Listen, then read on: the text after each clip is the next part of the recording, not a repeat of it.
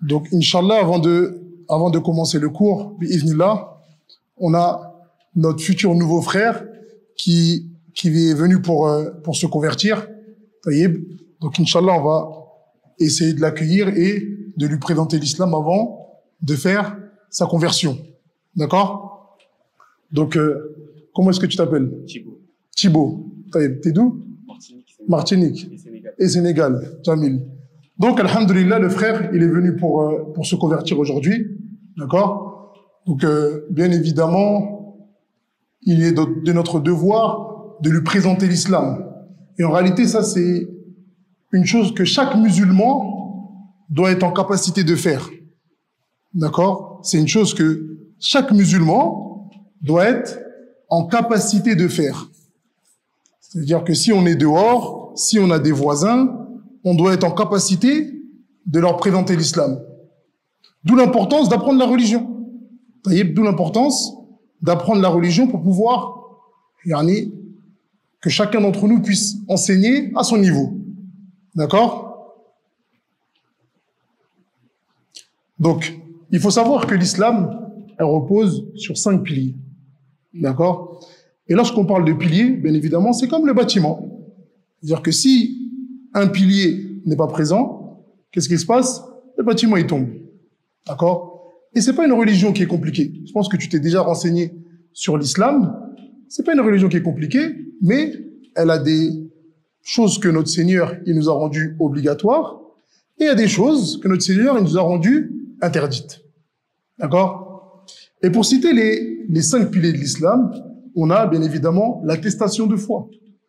On a l'attestation de foi, le fait d'attester qu'il n'y a aucune divinité en droit d'être adorée en dehors d'Allah. Qu'est-ce que ça veut dire ça? Ça veut dire qu'il y a d'autres divinités, oui, mais la seule divinité en droit d'être adorée, c'est Allah. On est d'accord?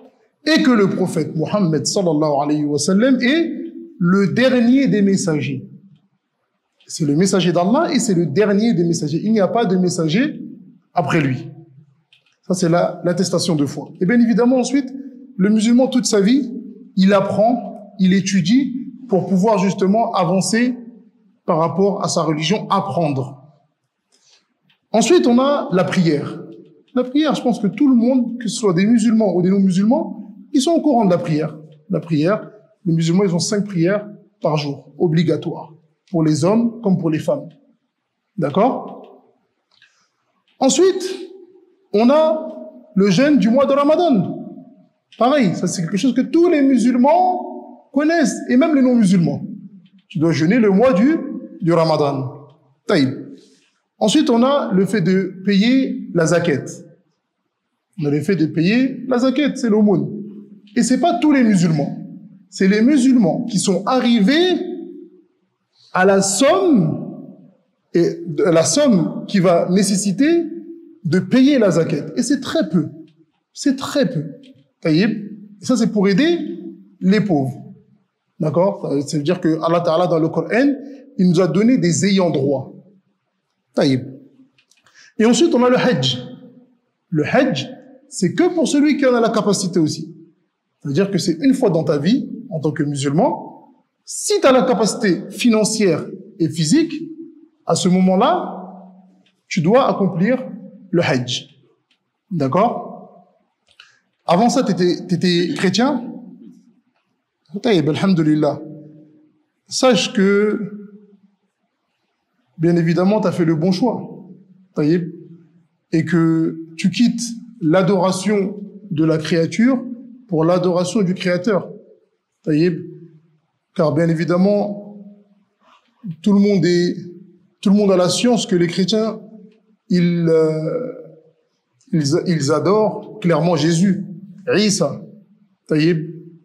Et rapidement, comme c'est venu dans leur propre livre, lorsqu'il a été questionné, Jésus, il a été questionné, c'est quand l'heure? Quand est-ce que c'est que l'heure? Il a dit, nul ne le sait à part le Père. Qu'est-ce que ça veut dire? Ça veut dire que moi, je ne suis pas au courant. Taïb, qu'est-ce que je dis aux chrétiens d'habitude? Ici, vous avez deux solutions. Ici, vous avez deux solutions. Celui que vous dites qu'il est votre Seigneur, soit il a menti, donc vous avez un Seigneur qui ment, ou soit il a dit la vérité. Il ne savait vraiment pas quand est-ce que l'heure allait venir, et à ce moment-là, il ne peut pas être votre Seigneur. Il n'y a pas de troisième choix. Il n'y a pas de troisième choix. Taïb. Donc c'est très très simple. Pour rentrer dans l'islam, Taïb, tu as juste à prononcer l'attestation de foi. Taïb.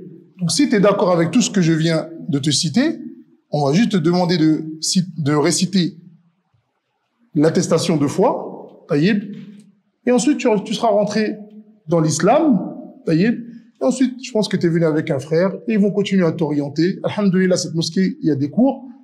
Ce qui t'est demandé, c'est de continuer à apprendre ta religion, doucement, doucement, de marcher avec les personnes pieuses, de marcher avec les personnes qui vont à la mosquée. Taïb.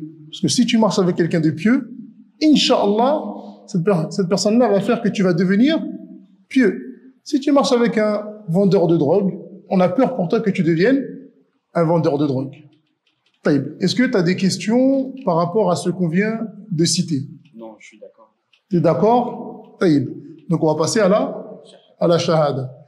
Donc tu vas dire ashhadu Ashhadu la ilaha la ilaha illallah illallah wa ashhadu wa ashhadu aywa anna muhammadan anna Muhammadan rasulullah. Rasulullah.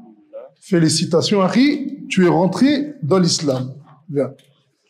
Les frères, Inch'Allah, venez saluer votre nouveau frère, bi'idhnillah. Et Inch'Allah, j'espère que les frères, ils seront là pour l'orienter et l'orienter vers le meilleur.